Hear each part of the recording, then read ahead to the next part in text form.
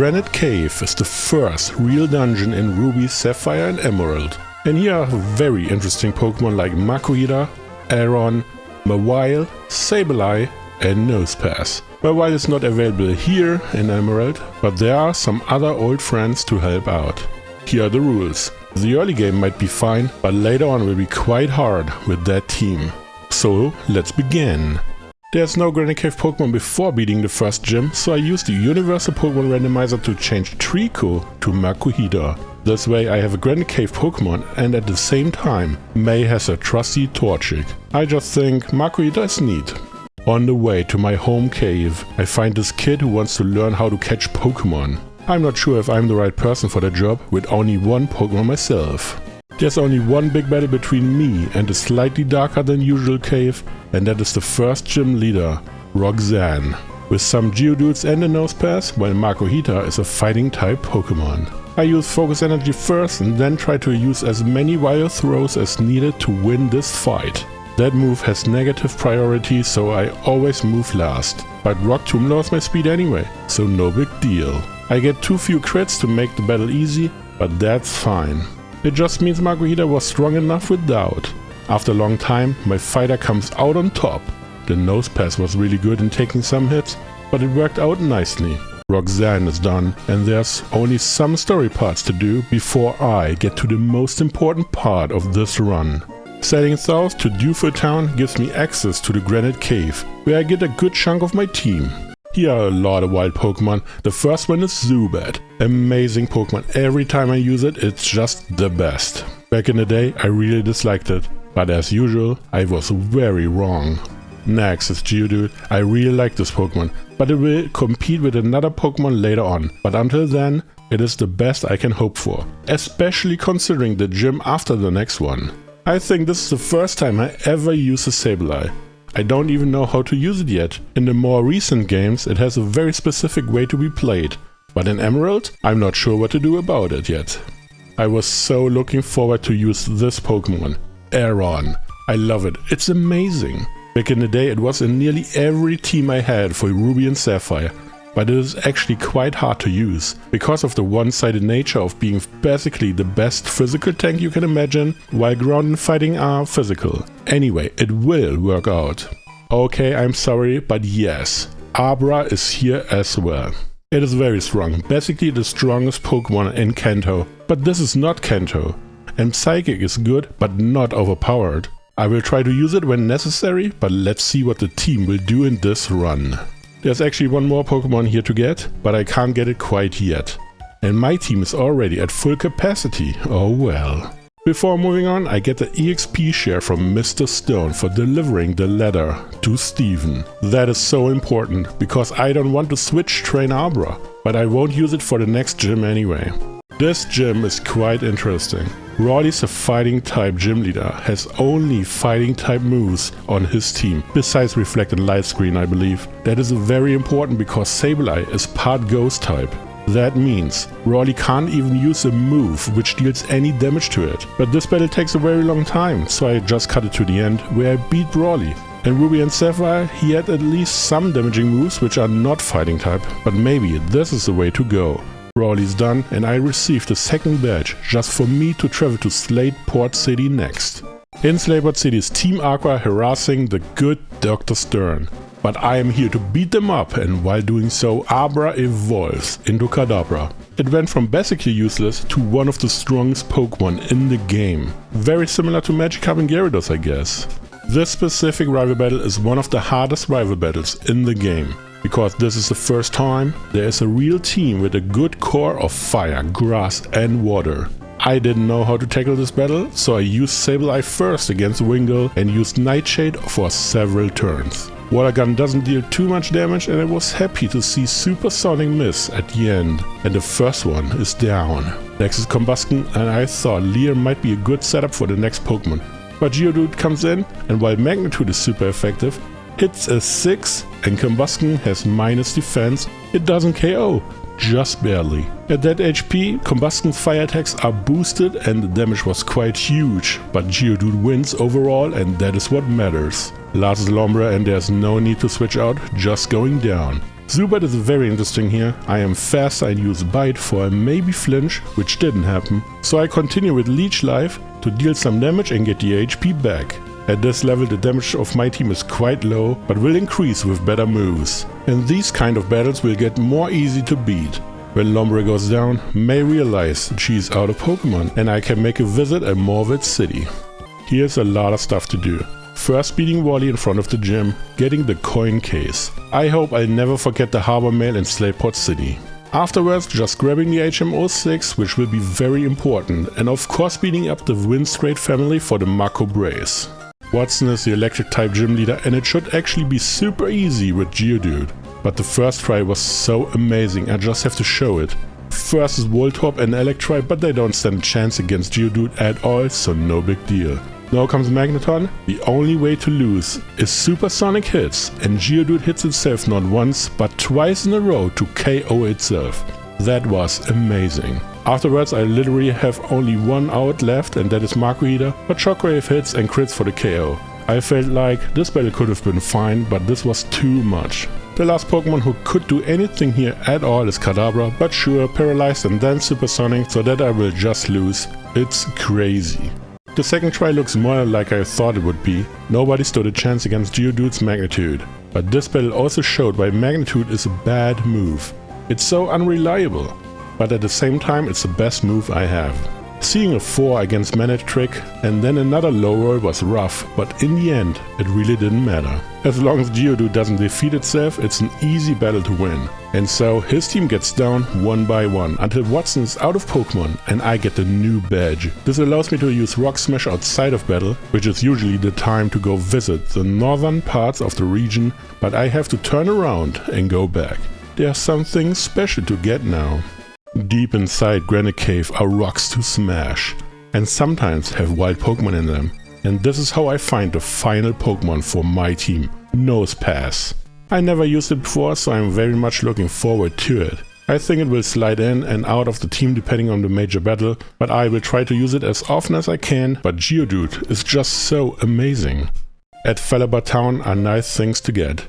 Well, actually right now it's only the TM for Dig, which might be useful. I need to return later after I beat Mount Chimney. To unlock it, I talk to Team Magma here, and when Team Aqua appears, the former leaves to Mount Chimney, the next destination for a major battle. On the top of Mount Chimney is Team Magma and the leader Maxi wants to battle. While my team isn't good on the usual elements like water and grass, it is very good on fighting rock, ground and psychic.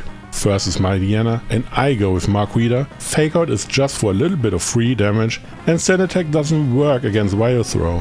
Maxi sees this as well and switches into Zubat, which double resists Makuhita. That is an easy switch into Geodude and all it has to do is hit with Rock Throw for an easy KO. Supersonic Mist, which is what I like to see. Maxi's Ace Camerupts here and I just stay in. For some reason he really doesn't want to use Magnitude, but the Ember and straight up Burn is really bad. Magnitude 10 however, very good. Super Potion is coming and I go for Self-Destruct. It KOs from that spot easily and Geodude's job is done. Makuhita comes back in while Mightyena is the last Pokemon, and this takes several turns because of Intimidate. I could have just switched a bit different, but it doesn't really matter and Mightyena has no chance to beat Makuhita. Maxi is done, Team Magma flees from the scene and I can grab the meteorite from that apparatus. I can trade that item for the TM Return, one of the strongest moves in any game. The first try against Flannery was really bad. Numel is not an issue, Slugma can be, but most of the times it isn't.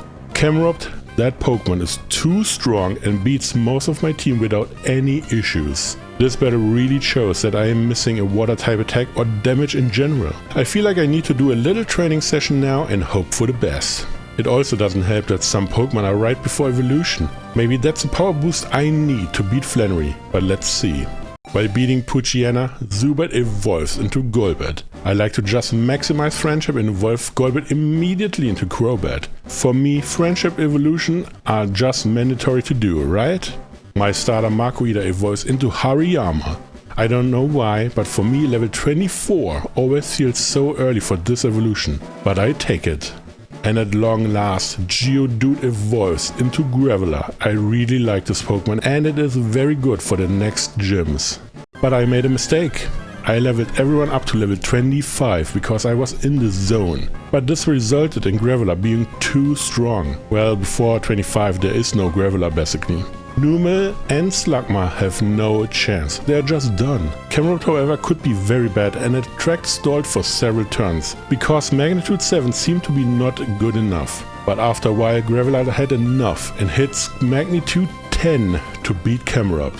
Last is Torkoal and I don't want to deal with it, just using one self-destruct to beat it. Flannery is out of Pokemon and I get the next badge, which will open up the next gym. In the Fiery Pass is the most exciting TM to find, that is Toxic. I realized that Sableye has Detect, which is basically a worse Protect, but thanks to the typing, only 2 Pokemon of the next gym can even hit it.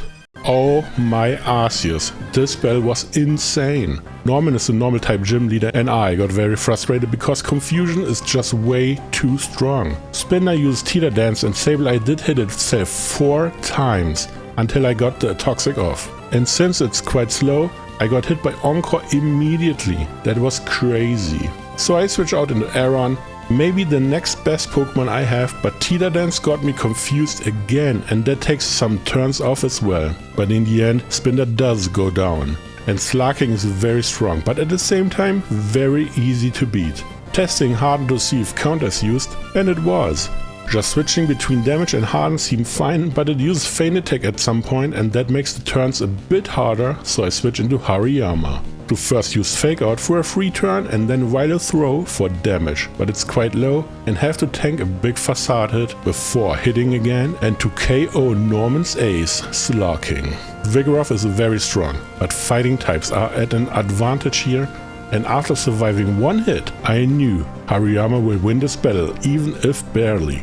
Last Linoon and Hariyama goes down, but Sableye is immune to any moves Linoon could do. I know this is a bit too one-sided, but a win is a win. Toxic connects and burns it slowly down while I use some secret powers to help a bit, until Linoon is out of HP. Norman is defeated and I can use Surf outside of battle, which opens up a lot of stuff to do. I went to the abandoned ship to get TM13 Ice Beam, but realized later that nobody in my team can learn it. And I received TM24 Thunderbolt from Watson, and unfortunately only 1 Pokemon can learn it, which doesn't really want it in the first place. Team Aqua occupies the weather station and after I beat them up with a single Aron, I can move on over the bridge. Here comes the rival, ambushing me, with her team of very strong Pokemon. But I was prepared and we battle. As promised, here's Nosepass. I actually underestimated the Pokemon very much, but the damage is very lacking. Pelipper is double weak to electric type attacks and Thunderbolt doesn't even KO, but that's fine. The flying type doesn't have a good move either. After 2 hits, the first one is down. Against Lombre I thought this might be tough, but I wanted to stay in and see how far it can go. After Thunder Wave, I tried the damage for Thunderbolt and then Rock Throw, but it looks about the same, so I went with Thunderbolt for the accuracy. It takes several turns and a lot of HP, but Lombre went down as well. Last is Combustion and I assumed this one might be easy, but I saw Bulk Up and realized, okay, Nosepass will lose here, but it was kind of amazing anyway. After double kick my rock type goes down. I shoot Sableye next, but Kadabra might have been a lot faster for the KO, but it will see a lot of action later on anyway, so it doesn't really take anything away. Combustion doesn't stand a chance and May is defeated once again. I thought she might be tough, but her movesets are just not good enough to beat the Granite Cave team. I received a Devon Scope from some shady dude, not even sure what he wants. The Sylph Scope is so much better. I just discard it in the bin when he leaves. The next gym leader is Winona and I honestly think this battle is quite hard to beat, even though flying types don't look too great against my team. First is Swablu and I use Nosepass. Paris Song won't matter and Rock Slide hits for an easy first KO. Against Tropius there isn't anything Nosepass can do, but Crobat seems like an amazing answer, while Solar Beam is charged up. 2 wing attacks and some little scratch and Tropius is down as well. No, Pelipper can be an issue and I actually switched into a rock type of old Pokemon. I learned that Nosepass is really tanky but can't deal any damage back, so it takes some time to KO Pelipper behind a barrage of Protects. but Nosepass comes out on top.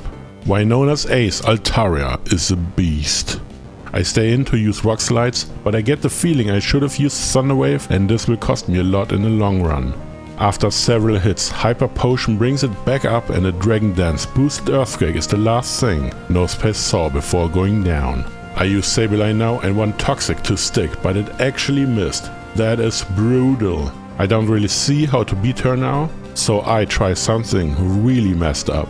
I use Hariyama for Fake Out and then switch out to let Aron get KO'd, just so I can use Hariyama again and use another Fake Out. Then switch into Crobat, but here happened something I didn't expect. Crobat is just faster and KOs Altaria. That is amazing, wow!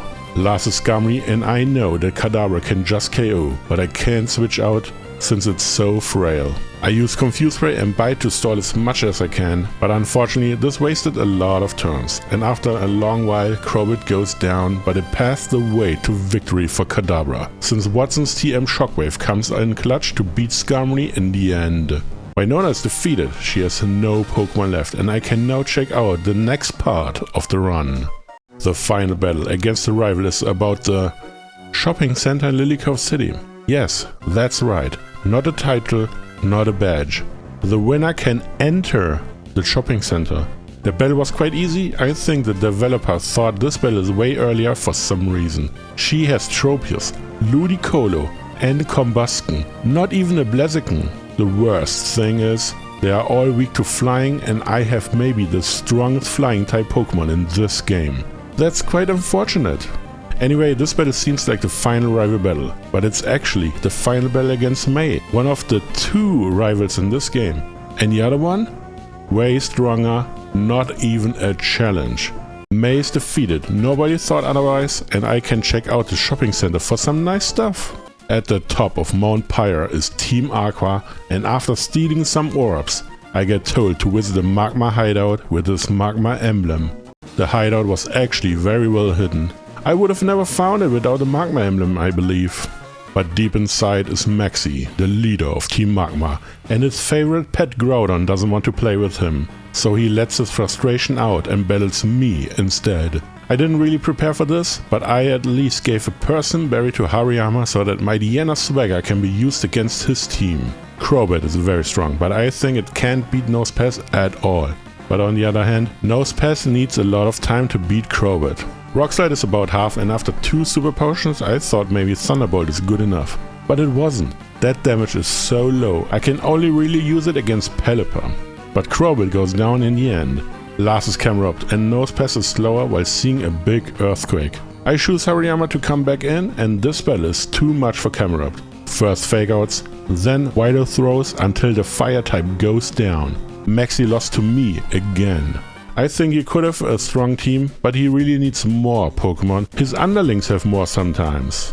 After the opening ceremony in Slateport City for the new submarine, Team Aqua appears to swiftly steal it. A whole submarine. Not even sure that's possible.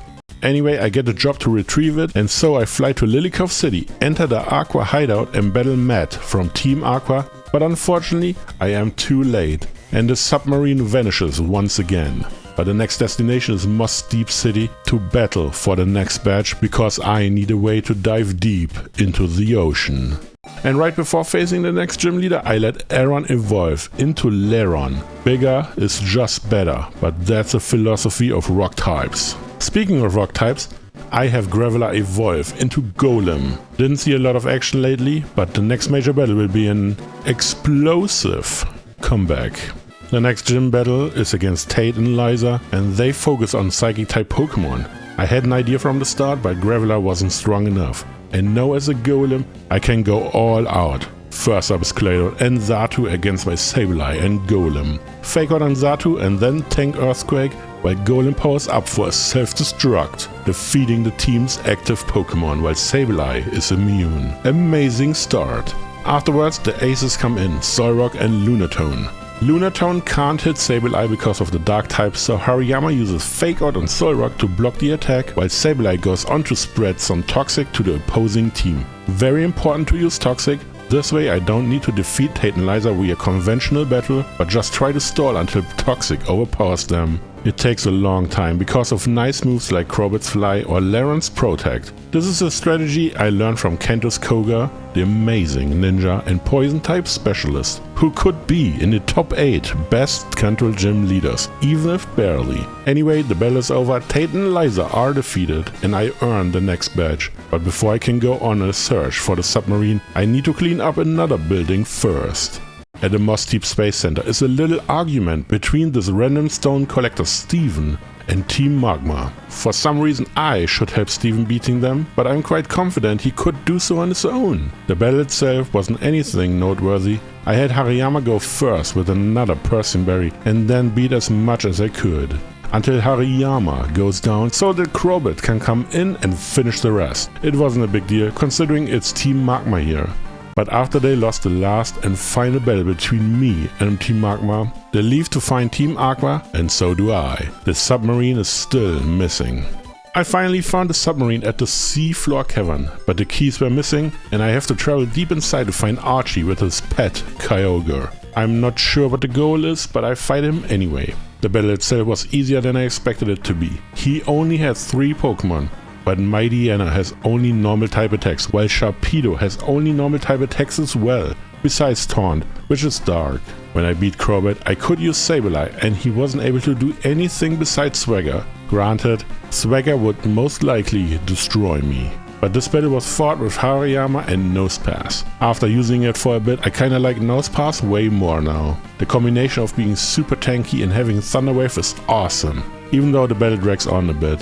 In the end, Archie loses to my team as usual, and that seemingly left him with no choice but let his pet go on to destroy the world. I can't let this happen and leave to find the biggest bad boy in this region, Rayquaza. I actually like that Ruby, Sapphire and Emerald started to bring in the legendaries a bit more. In Kanto they're just there, and in Johto it's a bit more direct to interact with them, but it's not necessary. Anyway, the world is rescued and the last gym battle waits. I have a feeling that I need all the firepower I can get, and so Kadabra evolves into Alakazam. Somehow I feel a bit dirty using it, but let's see. The last gym leader is Juan. Specializes in water types. I actually like water types a lot, but they are very strong and quite hard to beat. I came up with a strategy, and that is simply deal enough damage to win. I know this is very high level. First up is Love Disc and Hariyama leads my team. First Fake Out, then Vital Throw to KO. I have a Person Berry because Love Disc loves to confuse my Pokemon, but decided against it in this battle. Next is Whiscash, and I need Hariyama for later, switching into Crobat. Amnesia doesn't matter and I go for some wing attacks, but the damage is not good enough. While the barrage of water pulses could beat me, even though the real threat was the confusion all along. Crobat goes down and I use Sableye next to get Toxic in the potion turn. The strategy is a bit cheap, but I need Sableye and use Nosepass now to tank one hit which it survived. I actually didn't expect that. Afterwards letting it go for Hariyama in its Fake Out. That move is amazing and Whiscash goes down to Toxic. The gym leader's ace Kingdra is here and I think it's very important to remove the Chesterberry so that rest is not a good option anymore. It wants to use double team a lot, but Vital Throw never misses and deals a huge amount of damage, but Hariyama goes down before I can get the KO. Very sad, but Alakazam has Shockwave and it also never misses, defeating Kingdra, one of the hardest Pokemon to beat. Now comes Crawdaunt and Alakazam's Shockwave does way over half. I feel like Crawdaunt was only used here because of the Dark type, since it doesn't have any Dark type attacks, which is a shame to be honest. Last Pokemon to beat is Celio. Shockwave does over half and of course Body Slam hits and paralyzes. That is bad. If Alakazam doesn't KO, I only have the Sableye left, but Celio gets hit and goes down. The final gym leader, Juan, is defeated and I receive the last badge. That means the way to the Elite Four is finally open. There's one final battle before the Elite Four, the actual real rival, Wally. The guy who caught his first Pokemon while I watched, and he is here, trying to show that he also belongs to the top. But only this battle will show who the true victor is. First up is Altaria against my Nosepass. I just use Thunder Wave and hope it hits, and it does. Afterwards a Rock Slide. It looks like a second could be close, so a Thunderbolt and then another Rock Slide to KO the first Pokemon. Next is Roselia, and I have a Crobat in my team, double resists and hits back very hard with Wing Attack, defeating Roselia on the spot. Wally's Ace Gardevoir's here, and I know I won't stand a chance, so Confuse Ray and switching out into Sableye. It gets a bit messy now, going for Toxic into Double Team, but Synchronize poisons me as well. That is very dangerous, and I go for Feint Attacks to deal some damage, and it happens to quite fit in the end to just barely KO Gardevoir thanks to the poison. It was so close, and Sableye is nearly down as well. Delcatty is quite weak, but it's faster and KOs Sableye. I use Hariyama next to first Fake Out and then spam Wild Throw, but Charm lowers my damage drastically. And on top Q Charm triggers, which leads me to switch out into Laron. This was so sad to see. Assist got Giga Drain and Laron has no special defense. And right afterwards, Assist got Leech Seed to make it impossible for Laron to beat Delcatty. So I switch back out into Hariyama again. This time I just use Wild Throw, but Charm lowers my attack harshly again. Full Restore heals it back up, but 2 more hits and Delcatty is down. Last is Magneton, and Charm made it so that I need at least 2 hits to KO, but Supersonic is not good enough. Well, I hit myself first and then Magneton for the KO. Wally's defeated, and I was so happy to beat him because the final challenge waits. The last Pokemon to evolve is Laron into Aggron. I hope I can use it at the Elite 4, but I will see. I decided on level 45 because I think this is too hard to finish. Not the Elite 4, but the Champion. 45 is still below the lowest level of the Elite 4. Also, no Golem. I don't think Golem can beat a lot of Pokemon which I don't already beat, but Drake might say otherwise. Anyway, let's begin. The first Elite 4 member is Sydney, and he starts with Mightyena. I want to sweep the team with just Hariyama, but I don't want Intimidate used against it. That's why I start with Nosepass, hit with Thunder Wave, switch out into Hariyama, and then press on Wild Throw until his team is defeated. It takes only 1 for each Pokemon, but I am slower than any of his Pokemon and get hit by any moves they want to use. In the end, it doesn't even matter, and they all go down with Hariyama still standing. The first member is quite simple to beat, but it's more about the levels than anything. Now comes Phoebe, the Ghost type Elite 4 member. I don't think there's a way to lose this battle, and I actually show the worst case scenario right now. First, Dusclops tries to stall for PP with the pressure ability, but 2 Shadow Ball will KO. Confuse Ray is very annoying, but the switch around is not a good option because Sableye is very weak on the defense. The next Pokemon is Banette, but I never know which one is which. It doesn't matter for Sableye because the Will-O-Wisp will be negated either way. But thanks to the confusion before, Sableye won't defeat Banette before going down. These are the spots where Crobat can come in to KO with Shadow Ball. Even though Crobat has a lot more attack, Sableye's part goes, which makes the damage about even. The second Banette can use Psychic and Thunderbolt, so I use Nosepass to first get Thunder Wave going and then try to deal damage. But the miss is a bit of a problem because Crobat can't one-hit KO, so it might have to tank some damage, but Banette goes down after dealing a lot of damage. The second Dusclops was really funny. I hit with Shadow Ball for some damage, but Ice Beam hits and KOs Crobat. The Shadow Ball dropped special defense, which means Alakazam can easily clean this up with 1 Psychic. Last Pokemon is Sableye, and it's immune to Psychic, but Shockwave deals good damage. Unfortunately, 1 Shadow Ball KOs Alakazam from full HP. I have 2 Pokemon left, but only 1 can even hit Sableye, and that's Aggron.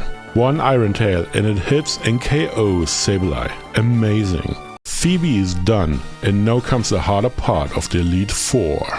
Okay, Glacia, I have a plan against her ice types, but against the last Pokemon, I need a lot of luck to beat. First is Helios, and I have Hariyama. The strategy is to use Fake Out for some damage, then bulk up for some power, and then proceed with Brick Break to KO. Glalie can use Ice Beam but didn't, and I was able to shatter the light screen immediately. Not using a damaging move seems lucky but won't matter. Next Helios is done after 1 Brick Break. I guess that's to be expected. The second Glalie hits hard with Ice Beam but goes down in 1 hit again. Last is Walrein, and here everything falls apart. Surf KOs from that point of HP, so light screen didn't matter. I use Sableye next, first Fake Out, then hope that sheer cold misses while toxic is applied. It now comes down to stalling until it KOs, while at the same time not get it into healing range. The first Shadow Ball drops special defense, so I basically won at that point because of Alakazam's Shockwave. But Sableye managed to hit exactly out of range, survive another turn thanks to Confuse Ray, and then KO with toxic damage. That was quite close, but Glacia is defeated. And here comes the final and hardest Elite Four member by far.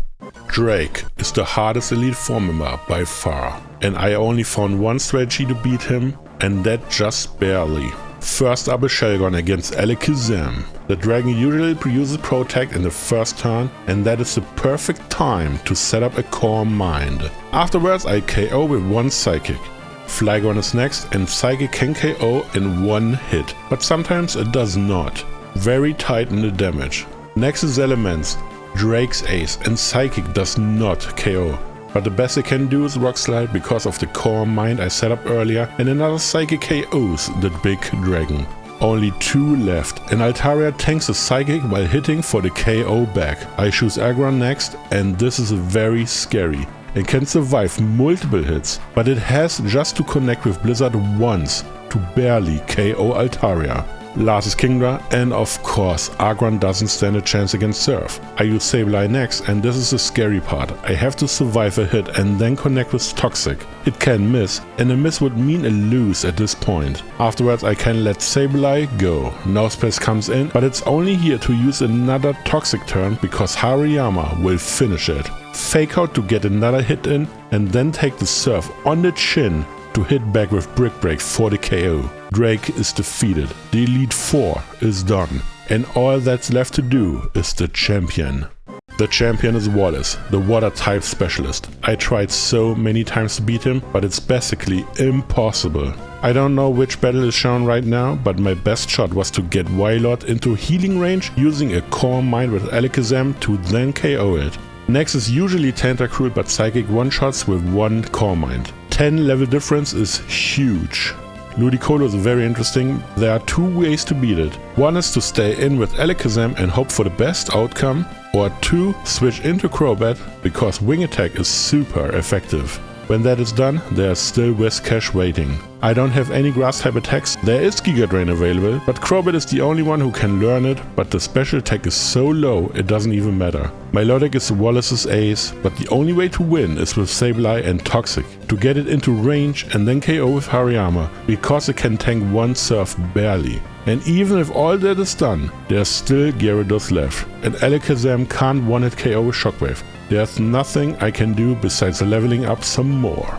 I was level 50 before starting the Elite Four, and against Wallace did something happen which I didn't expect at all. First up is Wailord against Agron. I use one Thunder to deal some damage but go down immediately. Alakazam comes next to first use Shockwave and then Core Mind. This way I am stronger and can KO from full HP. Next Tentacruel, and it is weak to Psychic, going down in one go. Now comes Ludicolo, and that is very interesting. First Psychic doesn't KO, and I knew the full restore comes, but I opted to use another Psychic instead of Core Mind, which is usually a big mistake. But I will not get punished for it. Next is Whiscash, and Psychic hits while Earthquake does not KO. This way I get another full restore out of Wallace. Another Psychic hits critical, but didn't matter. This Gyarados is very dangerous, but Shockwave hits for an easy KO. Last is Milotic, and I just want to deal as much damage as possible but go down right after the first hit. I tried the old strategy again using Sableye, but Toxic missed, which was huge. So Sableye goes down without doing anything. Crobat comes in, and this is very interesting now. I use Sludge Bomb. It does lower than 50% HP because Recover gets it out of range, but I got it poisoned as well. This was amazing. Unfortunately, this fight will take a lot of time because of Recover stall, but after several uses, Wallace had enough and uses Ice Beam instead, which deals a lot but doesn't KO. One more Sludge Bomb and Milotic survives to just KO Crobat out of spite. But I switch into Hariyama and the last opponent is down. Beating Wallace, the champion, giving the title to me. Team Granite Cave did it once again, but it is Emerald and there's one final battle left to do. Steven. We met in Granite Cave, my home turf. and now comes the decisive battle. Who will be the new king of Granite Cave? This doesn't even make sense, but whatever. I tried a lot of different levels, but I got up to level 75, which is the lowest level he has. First up, Skarmory against Aron. I use Thunder for some damage, and since it's not even half, I use Double Edge to put it into range. Unfortunately, it takes now several turns until I hit with Thunder, since the hit rate is so low. But when I hit, it is down and defeated. Next is Armaldo, I think because of Water Pulse, but Iron Tail hits. It's super effective and Armaldo is just gone. Now comes Claydol and I switch into Crobat because of Earthquake. Shadow Ball deals good damage, but Reflect was set up and could pose a problem later on. Another ball and Claydol is down. Cradily is super tanky and Sludge Bomb is neutral but does poison. Of course, Ancient Power hits and triggers the boost, which is horrible to see. Another hit and Crobat is down. I use Hariyama next, the MVP of this run so far, and Brick Break removes Reflect and Chaos Cradily from that position. As Steven's Ace Metagross is just insane, and I know that I can only barely survive a Psychic hit with nearly full HP, but I did, and Reversal comes in clutch to KO Metagross. I'm not sure if the crit mattered. Last is Aron, but Hariyama is slower and goes down. This is it. I use Aron and one Earthquake is enough to beat the final Pokemon for this run. Steven is defeated, the most important battle is over. That means I get the crown for the best trainer from Granite Cave. I hope you enjoyed it. If you have any suggestions or advice, please let me know in the comments down below. Thank you for watching and I see you in the next one.